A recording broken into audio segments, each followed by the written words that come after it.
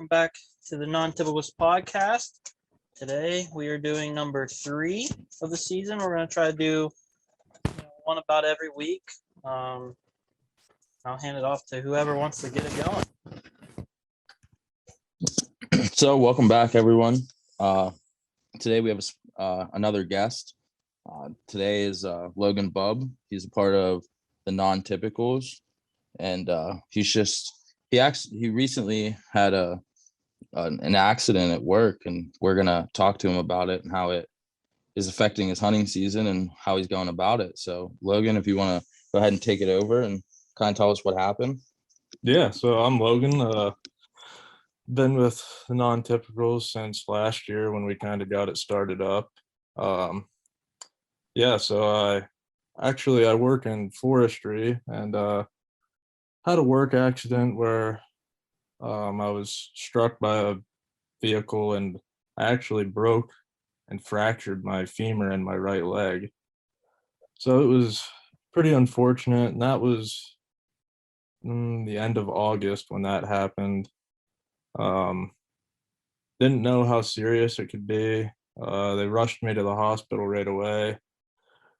Went into surgery the next day and found out everything went well.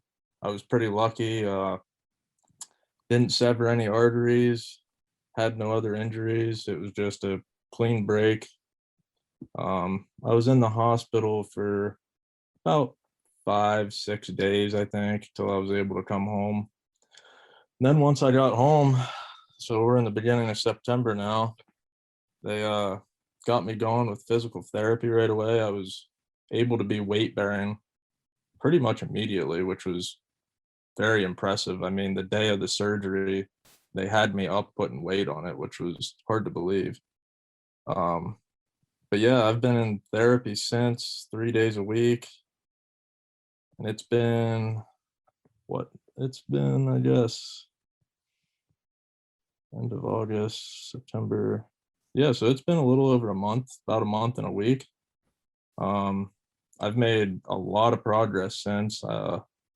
Started to walk a little bit at therapy.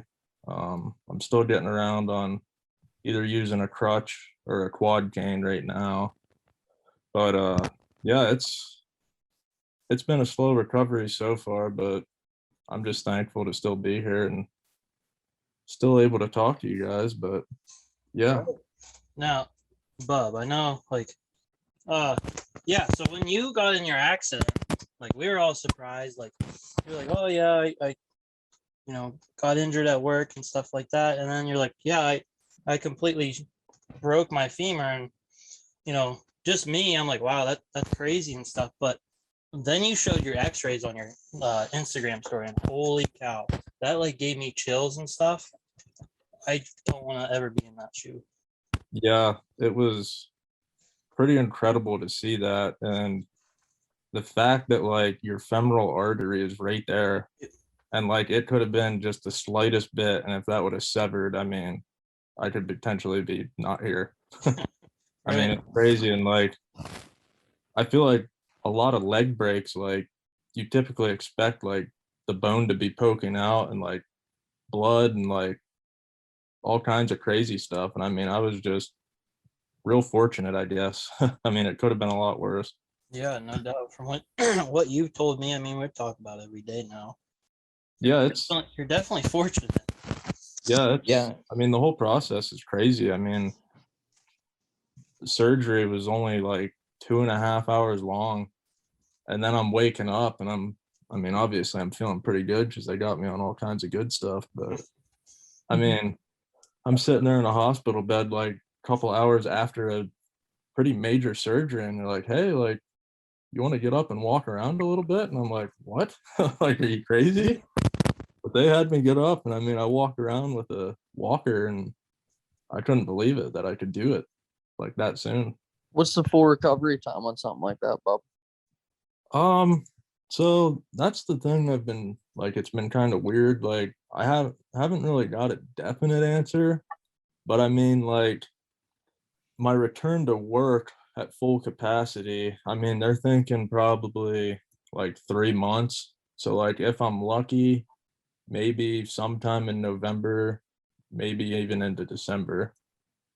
But I mean, the good thing is like with my job, like there's an office aspect to it. So here, I'd say pretty much whenever I want to. I mean, I got the okay from my doctor, but I can return to work on light duty whenever I feel comfortable. So I'd imagine within the next couple weeks, once I get a little more comfortable getting around, I'll probably be returning to work at least at that capacity. Yeah, work in the office for a little bit. That won't be too Yeah. bad. I mean, I've been sitting here for a month, driving myself crazy, not being able to do anything. Like that'll at least keep me busy. But Yeah, I'm sure it's definitely crazy, you know, not being able to do anything, especially this time of year, being, you know, hunters and we want to be out in the woods. yeah, And the you just get timing. to, Yeah, the timing was unfortunate, and like I always want to ask like why me, but then I also ask like, well, why me? Like why did I like it could have been more, it could have been worse. So like I'm thankful it wasn't. Like I don't really want to complain. But yeah, the timing sucks. I mean, especially getting that new job and coming back home kind of back in February. So like I put a lot of effort this summer into scouting. I mean, I think I was probably approaching like 150 miles hiking around scouting. I had, I think, 21 trail cameras out, something like that, on probably 5 or 6 different public pieces.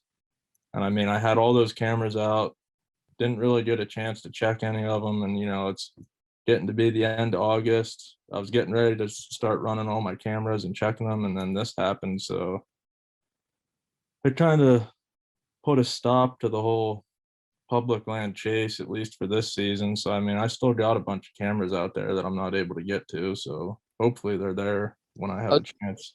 That you at least have some sweet intel for next year. Yeah, right. I've had a couple buddies go and check some.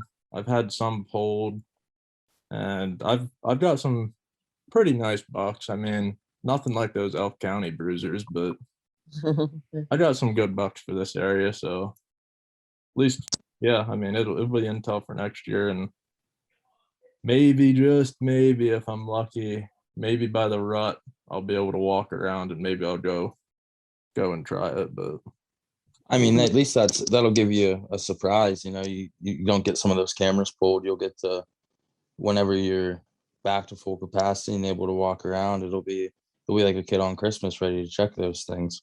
oh yeah, yeah. I mean, I'm not too bummed about it. I mean, I feel like they're in pretty good spots, so I'll be excited to pull some of them. I mean, I have a couple cell cams out, so I mean, I'm still getting to see those. I So have you a said, couple cameras out at my camp, which is nice. Like I at least have the opportunity to hunt out there pretty easily. did you say you were out hunting for the first time today, Bob? Yeah, so my family owns roughly like 400 acres, probably about 10 minutes from here.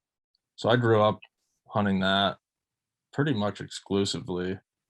So I've been pretty fortunate my whole life having that private land to hunt.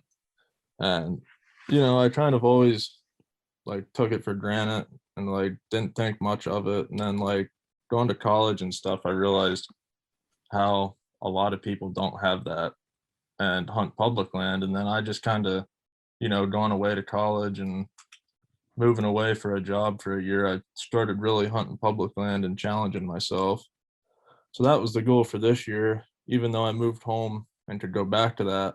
But now I'm thinking with this accident, like I'm lucky to have that again because I mean, it's close to home.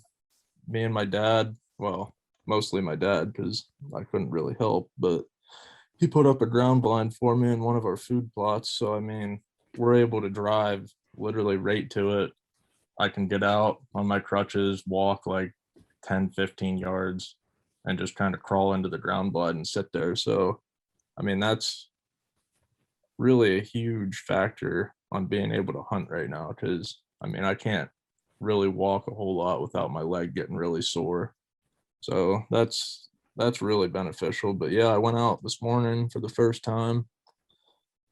It's a little a little tough getting into the blind. I mean, those doors, those zipper doors are so small, and trying to get in there with a crutch and not fall was a little challenging, but once I got in there, it was pretty comfortable, and I surprised myself, and I was able to sit for about 2.5 hours before I started getting a little tired and a little sore. But overall, it was a pretty good morning. Saw a hen with 8 poults and a fawn, but I'm hoping to get out again on Friday and probably Saturday. So should be a good weekend. Weather's gonna cool off again, so Yeah, that sounds really good that you're uh, able to get out on your family property and stuff. And luckily, you got a food plot that you're able to drive right up to. yeah. Not everyone in my situation's probably fortunate. I mean, the nice thing is I guess they have, our state has disabled hunting permits, and then you can get the disabled access permits. It's like a separate permit to drive the handicap roads on state land. So I mean, if it wasn't for that, I'd pretty much be relying on that and just hoping that I'd be able to get the permit and have someone to take me. Right. Now, But I mean, what's the disabled access look like down in your area? we have, I'm trying to think. There's a couple roads that I can think of on some of the game lands around here. I'm not entirely sure how it works on state forests. I'm not sure if they have designated roads that they open for like handicap and like, but I know on game lands there's a couple around here where they have roads that they'll open the gates, and like if you have a special permit, you can ride an ATV on them and hunt from your ATV and whatnot. Then they have certain roads that they open where you can just drive it if you have the handicap permit. Right. But I mean, there's enough around, I think, where you can make it work. I'm not sure. I know some places they'll open like specific gates for you, even if they're not like handicap. And like, I believe you can still hunt out of your vehicle if you still have the permit. Yeah, there was a couple places out by my old camp that was state forest, and there was a couple gated roads they'd open up, and you'd see handicapped people hunting from their vehicles out there on those. Yeah. And I think that's awesome that that's an opportunity for people to get out there. Cause I mean, I never thought much of it before this. And like, I've hunted some places where that was the case, and I'm like either walking back miles or pedaling my bike back miles, and then some guy drives by me in his car and he's basically just road hunting. Yeah, And like some people I think abuse it, but overall I think it's a great thing. I mean, there's a lot of people out there that obviously are in worse situations than I am, so at least it's a way to get them out there. Now, I know, Bub, you were texting me, that's gotta be last week or so, and I was asking you about your hunter permit and stuff, and you're like, yeah, I don't even know if I want to get it. You want to explain, kind of talk it through why you didn't want to get it? Yeah, so I mean, when this all happened, I kind of looked down upon myself, and I was pretty bummed out with the whole situation. Wasn't sure if I even wanted to get out there, and I started thinking about it. I'm like, well, if I'm gonna hunt, like chances are I'm gonna have to use a crossbow. And like I'm a compound hunter, like I don't diss people who use crossbows. Um, they're awesome. They're awesome for older people, younger people, anybody who's not capable of pulling back a bow. But I consider myself like I'm young. I'm fully capable of using a compound or a recurve or whatever. So like I didn't like the idea of having to use a crossbow because it just made me feel like had a disability, which I mean I do have a temporary one, but like I still wanted to do everything I could.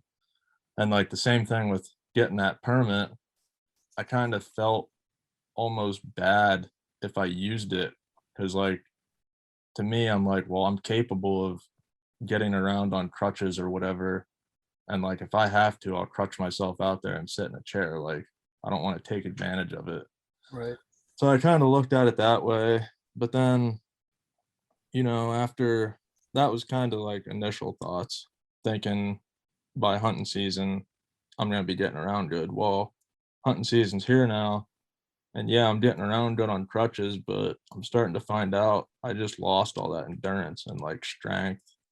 I get tired easy.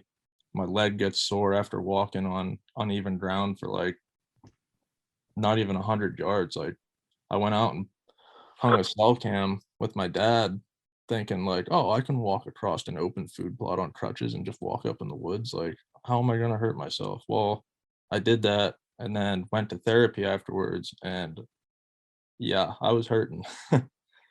uh, it's amazing how much strength and how quick you lose it. Like, I mean, I lost basically all the strength in my leg, and like, I don't have the energy and endurance like I did before this. So, I mean, yeah, at first I was kind of like, do I really need it?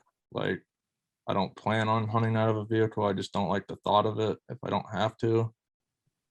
And then, I talked to my doctor. I was like, you know what? If something happens where I can't sit in a chair comfortably, and if I can sit in a vehicle comfortable, then why not do it if I can?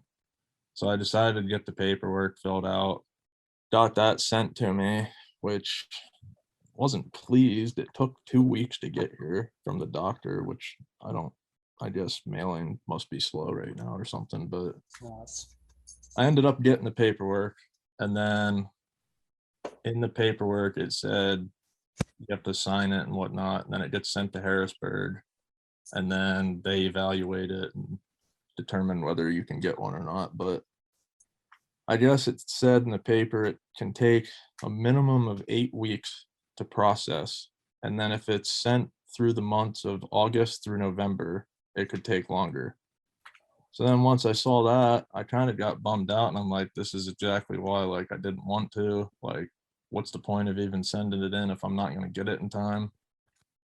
So I was kind of him hauling around. I'm like, I think I even talked to you, Corey, and I think you were just like, well, why not just send it anyways? You never know. Right. So I was like, yeah, I mean, I guess it doesn't hurt to send it. Like, so I put it in the mail and sent it. And I was just going to let it go and be like, it is what it is. But then I was talking to some people, and they're like, well, why don't you just like try to find out if you can get it quicker? So I ended up emailing someone from down there and asked about it and whatnot. And they said that I should be getting it soon. So hopefully I get it in time. I mean, I don't foresee maybe really using it in archery, just because I feel like in most situations where I'm hunting, I mean, a deer would have to be pretty dumb to get within bow range of a vehicle, I would think. But Yeah, it'd definitely be tough with the bow, but yeah, I mean, the way I look at it is like, I would like that if I get it here within the next week or so, I think it would really help me for this early season muzzleloader. oh no doubt. It'd be nice to utilize it for that if I can. So that was going to be my next question. If you happen to get this, I mean, would you and did it in archery, and say you hunted from your vehicle, would you use a crossbow, or would you ride around in the bed of your truck and hope one comes in bow range? Yeah, If you say you went for archery, if you decided that was what you wanted to do. right. Yeah, I guess that kind of leads me into something else I was going to mention. So I'll kind of get into that. Yeah, so the whole crossbow compound thing. I Once I started getting around pretty good to where I could like at least go outside and sit in a chair and do stuff, I decided I wanted to start shooting my bow, because I've hunted out of ground blinds in the past, and I've always had to shoot my compound sitting down and never had issues with it. So I thought to myself, well, if I can get in a ground blind, sit in a chair, why not use my compound? Like, nothing's wrong with my arms. And if I'm planning on maybe being back in 100% by rut, like I want to at least have that practice and keep getting those reps in, so I'm like prepared. So I started shooting my bow, and actually probably only like a week before the accident, I just bought a brand new bow. So like I was messing with it there for that week, haven't even got it sighted in, and then the accident happened. So I started shooting that bow again and trying to get it dialed in. Well, I found, laying in a hospital bed for 5 days and then sitting around inside the house doing nothing for 2 weeks. I lost a lot of upper body strength and a lot of like stamina. So, I mean, I could barely pull my bow back. And I mean, I only have it on like 63 pounds or something like that. And it was tough to pull back just because I had no energy. And, I shot a little bit and I was shooting okay. And I found like the first night I could only shoot like 6 times and I was exhausted. And I'm like, this isn't gonna work. Like I need to sight this bow in. And I'm not gonna be able to do that if I can only shoot 6 times. So I just was like, it's gonna take a little bit. It's just like getting your bow out for the first time each year. You're a little rusty and you slowly build up more and more strength and can shoot longer and longer. So each like every couple nights, whenever my dad was home not working, he'd help me get the target out there and I'd shoot. Well, I started realizing that I would like some nights I'd shoot good and I'd be like, okay, like I think I can put the sight tape on. And then I'd go out the next night and I'd be shooting all over the place. So then I'm like, well, is it the arrows? Like, I don't know if my bow's tuned because I just got new arrows. And I'm like, I don't know if they're flying right. Like, it's kind of hard to mess with it when I can't really get around or do much. So I'm like, I'll just keep waiting. And I just kept shooting. And I slowly came to the realization that I just don't have the strength and I just don't have the like stamina to shoot well. And I just decided, like it's the week before season. I'm still not shooting my bow confident enough. So I decided I was like, I'm just gonna have to use the crossbow this year. Like I'll keep shooting my bow and hopefully figure it out eventually. But I decided to just go with the crossbow for now, just to be more ethical. I didn't feel confident enough to be able to shoot a deer with my compound yet. But Yeah, completely understandable. Showing yeah, respect to it. yeah. So I mean, that leads into the question that you had, Eric, about if I was going to use the compound or crossbow. So yeah, if I get that permit and decide I want to use it or wherever I go, that I'll probably be using the crossbow. I mean, I don't blame you there. Like Alex said, it's just respect for the game instead of, going out there and wounding something. You at least know you can get a clean and ethical kill on an animal. Yeah. And I mean, I can't seem to figure out why I'm not shooting well, other than I don't have the, like, each time I'd shoot, my arm would be real wobbly, and I noticed I was shaking a lot more than I normally do. And I think it's just a little bit of all that, because I know prior to the accident when I was shooting it, I mean, I was shooting it really well and like pretty much had it sighted in. I just didn't put a sight tape on it yet. Oh yeah, your body going through all that trauma and everything else, and like you said, laying around, that'll drain you. Yeah. And I mean, it is kind of awkward shooting sitting down when you're not comfortable. Yeah, and I'm sure you probably have to keep your leg pretty straight for the most part, I'd imagine, don't you? Yeah. When I first started, it was Yeah. tough to bend. So it was real awkward sitting in a chair and just, I know most of the time whenever I'm shooting from seated position, I have the knees bent and I pretty much have your feet up underneath you. It's really yeah. comfortable. Yeah. I did break out the recurve because I'm thinking that's a little easier to pull back. I can probably shoot that longer. And like I thought, I was like, you know what, I'll just break that out and just to get reps in and just shoot that and just for fun, basically. So To build up your upper body strength again and stuff like that as well. yeah. So I've been shooting that instead of the compound for now, just because it's a little easier to pull back. Yep, good little workout. Yeah, and shooting a compound bow, I mean, you use so many different muscles, and they're muscles that are tough to train to begin with. And Oh, I mean, yeah. your body going through all that trauma, I mean, it's just going to drain the rest of your body. So, Yeah, and like exactly. you said, you sit around and for the first, what would you said, couple weeks, you couldn't do anything at all. I can see Yeah. 100% how, you're just drained and can't pull your bow back. Like it all makes sense.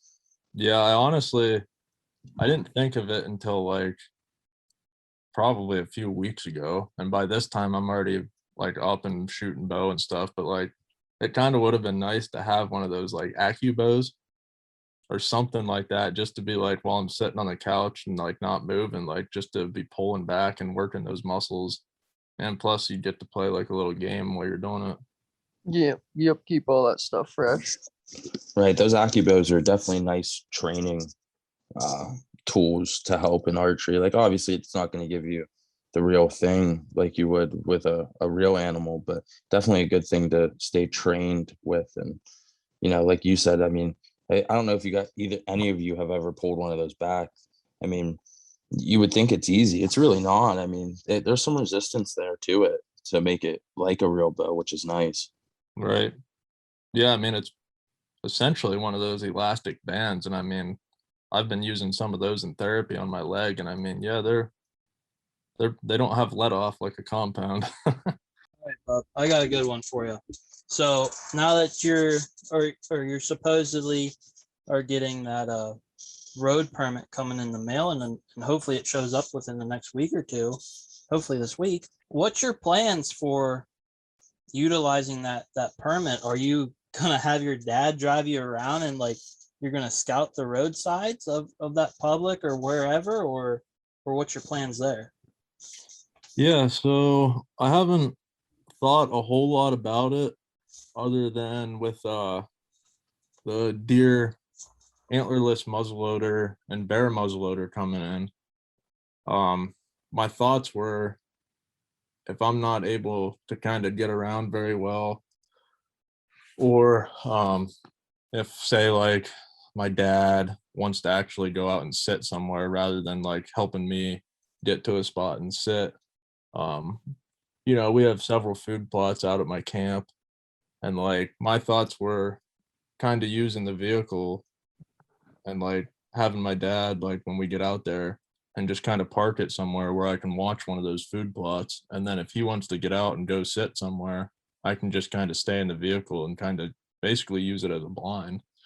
But my Right. thoughts were obviously a muzzleloader, because obviously your range is further. I feel like you can park further away, so you Right. actually have a chance of a deer coming into the field. Whereas if you're sitting in the vehicle with a crossbow, I mean, they got to come kind of close, which I mean, it can happen. I mean, those deer out there are kind of dumb. I mean, they'll come into the food plots no matter what. But Right. yeah, as far as like public goes, I haven't thought a whole lot about it, but I mean, I definitely see that as being a way of getting me out there and like just seeing something different. Right. And even uh as you grow and your muscles come back a little bit down the road here, like you can still use that road access and be able to hobble out, you know, 50 yards onto the ridge and see a bottom. Yeah, like that. I'm definitely gonna look into that. Once I get this permit, I'll have to talk to some people and see what I need to do to, because I believe it's a separate permit to drive down roads. I'm not 100%, but I think it is. And if that's the case, I'll have to see about that. Because, like, yeah, I mean, even when I'm able to get around a little bit, I'm still not going to be able to, hike 2 miles down a road just to hunt somewhere. So, I mean, I could still utilize those open roads and drive and park and then maybe walk 50 yards into the woods and sit down on a chair or something. Now would be a good time to go scout all them other hunters in the area, Bub. Get see everybody's hunting that. Yeah, there you go. But Get yeah, I some mean, good intel from that. hopefully, even like I'd like to make it out that way and, maybe go with one of you guys, or if we will all do like a hunt together or something, just to get out that way and see something different and just catch up. Yeah. What you need I- to do, Bub, is actually send me all your pins from last year when you were down here, and I'll go scout them for you, and then I'll take you there when you're ready. Yeah, I mean, That sounds like a good idea. I think that's what should happen. I got lots and lots of pins that aren't being utilized out there. Start charging like $5 a pen. Yeah, Good way to make money. I know where there's a buck that was probably 160 something last year that a guy found a shed to. And my one buddy that's working out that way said that the guy that basically replaced me out there saw a buck in that area that he thinks is like 180s, Wow. and it was in like the same spot. So like It's I got have a feeling it's probably the same buck Yeah, because the guy said it had a split brow tine and the shed that the guy found had a split brow tine. Yeah. So I mean there's definitely some big ones. I mean, just seeing some of the bucks that got killed out there last year is incredible. Oh yeah. Yep, there's some hammers that come out of the big woods. But yeah, I mean, I'm just kind of looking for any opportunity. I mean, Cody reached out to me the other night and asked if I wanted to come out this weekend. He'd get me out. So that was, I mean, I'd like to come out. I just have plans this weekend, unfortunately, but I'm sure I'll get out that way at some point. Yeah, definitely. Maybe even come over get some rifle hunting in or something. Yeah. Yeah. Even like, I love late season hunting. I'm not sure if any of you guys get into flintlock hunting or anything, but Yeah, I don't. It's something I've always wanted to get into. I just haven't yet. Right. It's definitely a fun time of year and challenging time of year to hunt. Yeah, I mean, it'll be a different season, but it's still going to be hunting season. So make the best. Right. At least you still have the opportunity to get out, and be in the outdoors rather than be cooped up for however long, if it's 3 months or 4 months or whatever it may be. Yeah, like I'm not even like I kind of like my expectations before this were I was going to kind of hold myself to a higher standard and kind of hold out, try to kill like a mature buck on public. But now I'm just kind of, I wouldn't even say I really have expectations now. I mean, it's just more of getting an out and just kind of spending time with people, right. Something And like and I've then tag would just be a bonus. yeah, exactly. I mean, I've been hunting by myself for I guess ever since I was like 16 or whatever. So I mean, it's that like this morning was like the first time I actually sat with my dad in like a very long time. So I mean, like it's kind of nice. Like, yeah, it's nice hunting by yourself, but it's also nice just hunting with people too. Right. Takes you back to your younger years when, you were excited to go sit with dad. And Yeah, I mean, obviously the situation with you, I mean, not the best, but it still gives you that opportunity to get to hunt, like you said, with people that you enjoy to spend time with, and you get to do something you love, be outdoors with, the people you love. yeah, it was definitely a fun morning.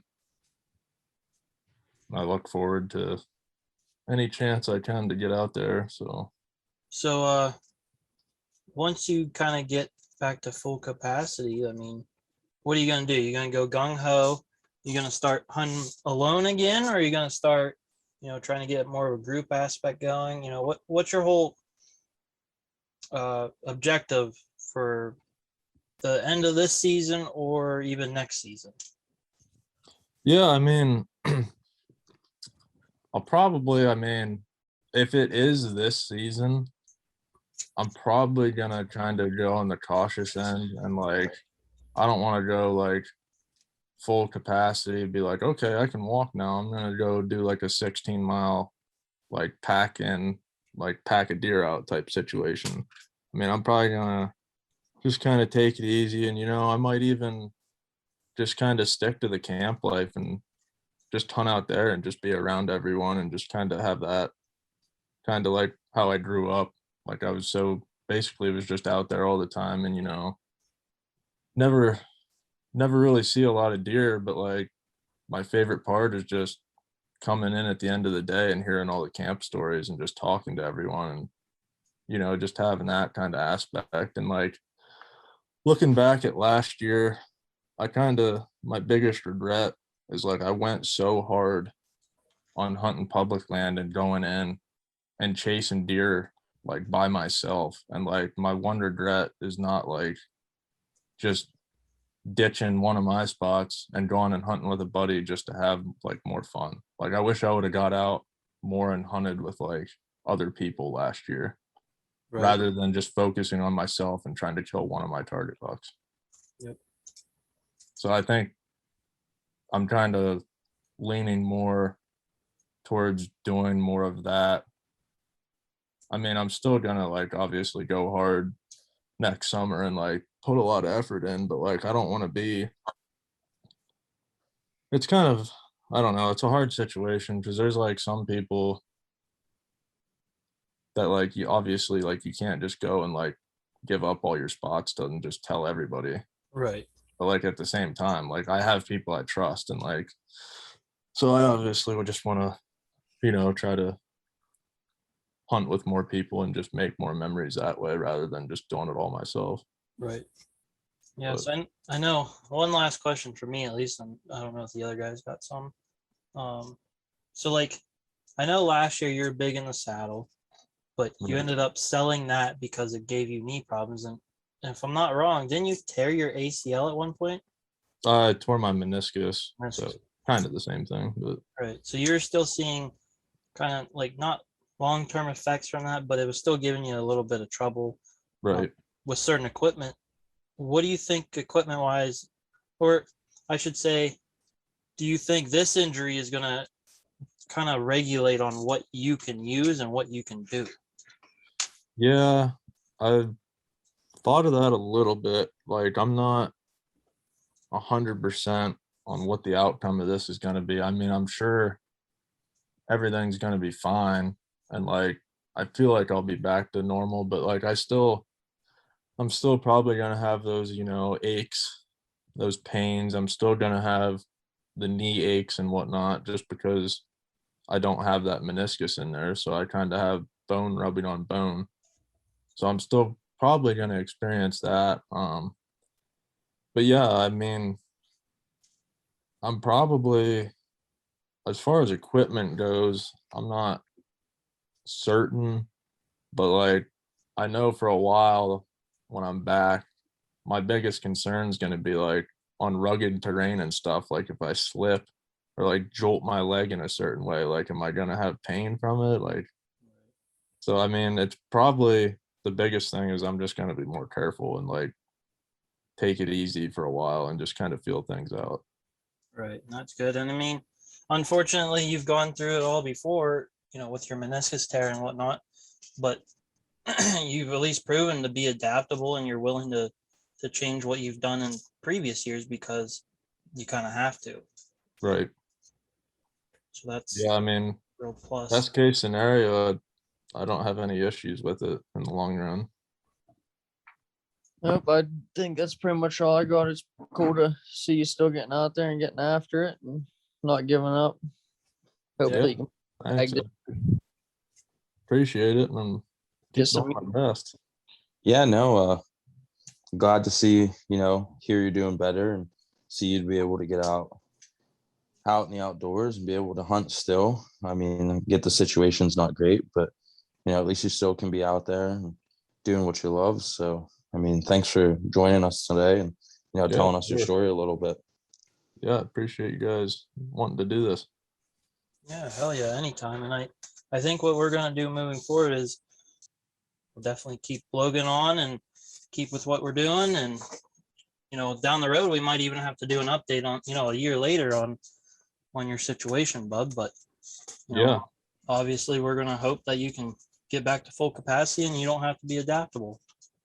Yeah. I mean, I'm sure a lot's going to change here going towards the end of the season. I mean, my overall goal, I mean, the rut, you know, going into November, that might be pushing it a little close, but I mean, my overall goal is to be able to be 100% by like at least rifle season. That's my hope, anyways. I think you can do. Yeah, I mean, I'm real close. Like, I'd say, I mean, they're having me walk, but it's gonna be a little bit till I can actually, like, you know, walk without support. But yeah, I mean, my goal is to at least be able to get up in a tree stand at some point this year. What's your I mean, you probably won't be able to drive until, you know, you're 100%, right? Well, actually, at my appointment that I had yesterday, the doctor pretty much said their policy states that since I was deemed weight bearing right away, I basically had no restrictions on driving other than when I was on like the pain meds. Yeah. So like he pretty much told me like I'm good to start driving as long as I'm like comfortable and able to do it.